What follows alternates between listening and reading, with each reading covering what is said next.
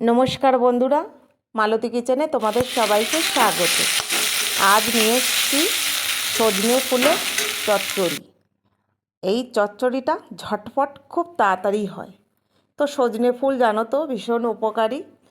চচ্চড়ি করার জন্য এখানে আমি একটু সিম, আলু আর কুমড়ো নিয়েছি। তবে বন্ধুরা, তোমরা চাইলে এখানে বেগুনও নিয়ে নিতে পারো। তবে আমি বেগুনটাকে একটু এড়িয়ে চলি, তাই আমি বেগুনটাকে নিলাম না। তো প্রথমে সজনে ফুলটা ভালো করে পরিষ্কার করে ধুয়ে নিয়েছি। এদিকে আমি সামান্য তেল দিয়েছি। আর এতে যে খুব বেশি তেল দিতে হবে তা না, অল্প তেল দিলে হয়ে যাবে। ফোড়নে আমি কালো জিরে দিলাম। কালো জিরে ফোড়ন দিয়ে এবার সমস্ত সবজিগুলো দিয়ে দিলাম। আর 2-4টে কাঁচা লঙ্কাও আমি দিয়ে দিয়েছি।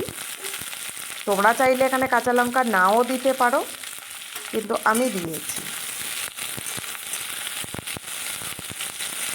সবজিটা একটু নেড়ে নেব।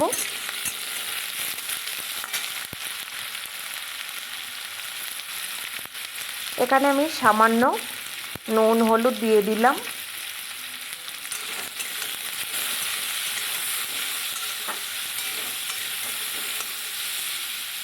এই সজনে ফুল যেভাবেই খেতে পারে, কিন্তু খাওয়াটা ভীষণ উপকারী। তাই বড়ার থেকে আমার মনে হয় এরকম ধরনের একটু করে খেলে অন্যরকম লাগে।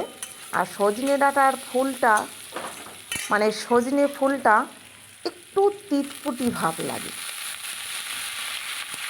সবজিগুলো নেড়ে চেড়ে হাফ সেদ্ধ হয়েছে, সেই অবস্থাতে আমি সজনে ফুলটা দিয়ে দিলাম। সজনে ফুলটা কড়াইতে দেওয়ার পরে মনে হচ্ছে না চিড়ে না খই যেন আমি দিয়ে রেখেছি। একদম ফুল তো মনে হচ্ছে না খই দিয়ে রেখেছি। বেশ ভালো লাগছে। এইবার নেড়ে নেব। আর এই রান্নাটা খুব ঝটপটা তাড়াতাড়ি হয়ে যায়। তা আমি আগে সজনে ফুলের বড়া করা তোমাদের দেখিয়েছি, তোমরা চাইলে কেউ একটু দেখে নিতে পারো। আর একটু সামান্য চিনি দিয়ে দিলাম, যেহেতু চচ্চড়ি করছি একটু চিনি দিলে কিন্তু খারাপ লাগবে না।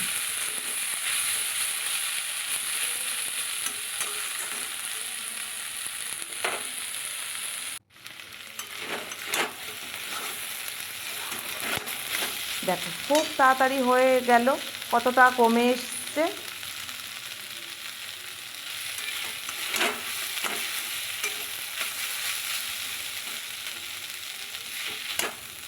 এটাকে আমরা ভাত দিয়ে তো খাবই, এমনকি আমরা চাইলে রুটি পরোটার সঙ্গেও খেতে পারি। যারা ভাত না খায়, অনেকে আছে সুগার, তারা ভাত খেতে পারে না। অনেকে আছে যে দিনের বেলা তাদের খাওয়াই হয় না, ওই রাত্রে রুটি, তারাও এটা রুটি দিয়েও খেতে পারে। ভীষণ ভালো লাগবে খেতে।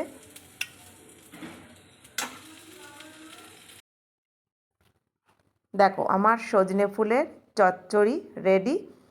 বন্ধুরা, ভিডিওটা ভালো লাগলে লাইক, কমেন্ট, শেয়ার, সাবস্ক্রাইব করে দিও। দেখা হবে পরের ভিডিওতে। ভালো থাকো, সুস্থ থাকো। ধন্যবাদ।